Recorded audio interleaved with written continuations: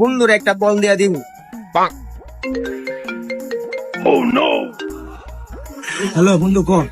Hello মামা, বুঝছো কালকে বই মেলা থেকে একটা সুন্দর একটা বই দেখছি। মানে 300 টাকা লাগে মামা, বুঝছো? 300 টাকা হইলে বইটা আমি কিনতে পারি। দিবি মামা 300 টাকা? দূর হবে না, তুই খালি ফোন দিলে খালি টাকা টাকা করস। জল ফোন রাখ, টাকা পয়সা নেই আমার কাছে।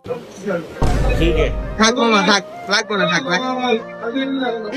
খালার বন্ধু বান্ধব রে বিপদের টাইমে পাশে থাকে না।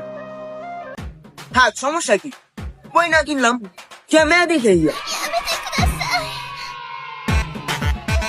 মামা, তোমার একটা দুঃখের কথা শোনাই। এমন বন্ধু বান্ধব তো দরকার নেই যারা বিপদে পাশে না দাঁড়ায়, বুঝছো? তো একটু আগে আমার বন্ধু থেকে আমি 300 টাকা ধার চেয়েছিলাম। একটা বই পছন্দ হয়েছে, তো বই মেলা থেকে যা বইটা কিনু, কিন্তু মামা টাকা দিল না আমার, বুঝছো? সমস্যা নাই, তা সবার আর কিনলাম, সবগুলো এমনি যাবো আমার আর কি। বই না কিনলাম, দরকার হলে মেয়ে দেবো। ঠিক আছে, বই কেনার দরকার কি, মাইয়াই দেখেন।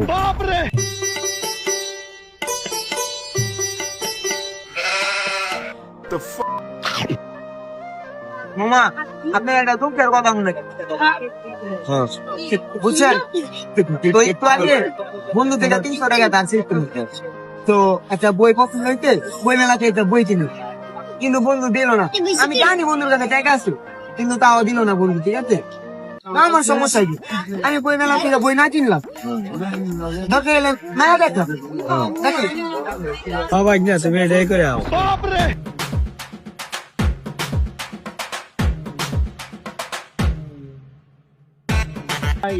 মামা একটা লেমন জুস বানি।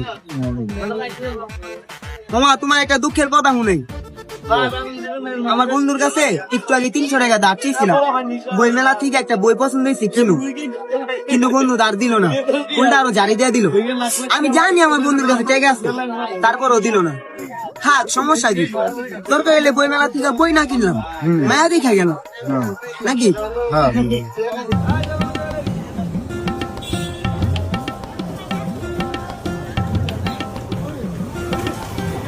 ঠিক মামা।